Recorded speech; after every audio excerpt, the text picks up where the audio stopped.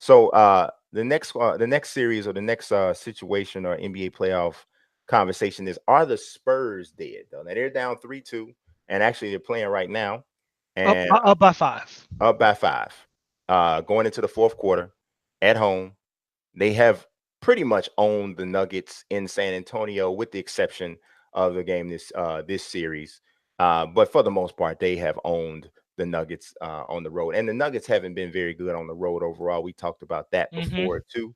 So it will. I don't know. It looks like they're probably going to game seven, but it's only a 5 point game and going into the fourth quarter. So there's an eternity of time left. Where they're up eight now. So just trying to three. So they're up eight with 11:06 left in the fourth. So I don't know. Clearly, when I wrote this when I wrote this segment of the show, it was before the game had started, and they were facing elimination. So now they look like they might be pushing it to game seven, but can they win again in Denver? That's the question now. I mean, there's no reason they can't win in Denver again. They have the ability. Will they? This is the problem with the Nuggets. It entirely depends on two of their shooters getting hot, because San Antonio, DeMar DeRozan and LaMarcus Aldridge are probably going to be pretty good against the Nuggets. Um, and they're probably going to get one or two guys hitting shots, and they're probably going to make the game hard on those smaller guards. So it really depends on if the Nuggets get hot. If the Nuggets get hot for long enough, they'll win. It reminds me a little bit of Philly versus Brooklyn, where Brooklyn had to get hot, and Joe Harris wound up going 0 for 12 from 3 point. He's best 3 point shooter in the league this year. That's why they lost. If Philly's feeling real good about themselves, they shouldn't, because they gave a whole bunch of open shots to the best 3 point shooter in the league. And when you play Toronto or Milwaukee or Boston, that's gonna hurt. Same thing with this series. When Denver wins, it's because they make shots. It's a make or miss series from their perspective. San Antonio is going to be consistent. They can win, but I think it's a really hard series to pick, to be honest with you, because it's Yeah, I shooting versus experience.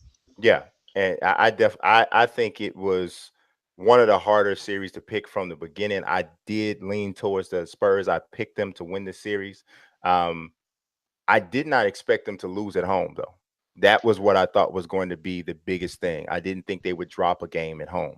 And dropping a game at home, it was game three, especially the way they dropped it, because they started out and the Nuggets looked horrible. They looked horrible coming out.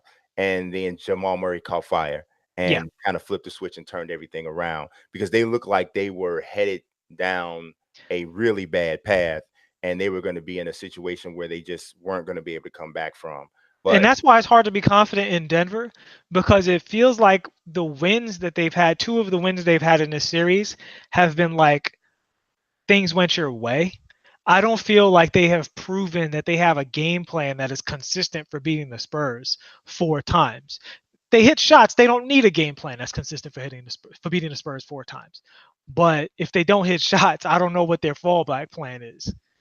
yeah, if they don't if they I mean if because knocking down shots at the clip in which they can knock them down, I don't want to say it takes the coaching out, but it makes that coaching aspect less meaningful. It's not as big of a deciding factor in the game, because they're playing more loose. They're taking shots even before they get into set offenses, and I mean they're getting early offense out of it, so they're not getting an opportunity to scheme around it as much. And then it comes down to, are the Spurs knocking down shots? Because if the Spurs are missing, their misses are turning into semi-transition threes or transition threes, and if they're knocking those down, then there's a problem. But I think that's the biggest key, is for the Spurs to be as efficient as possible on offense, and to increase their amount of second chance points.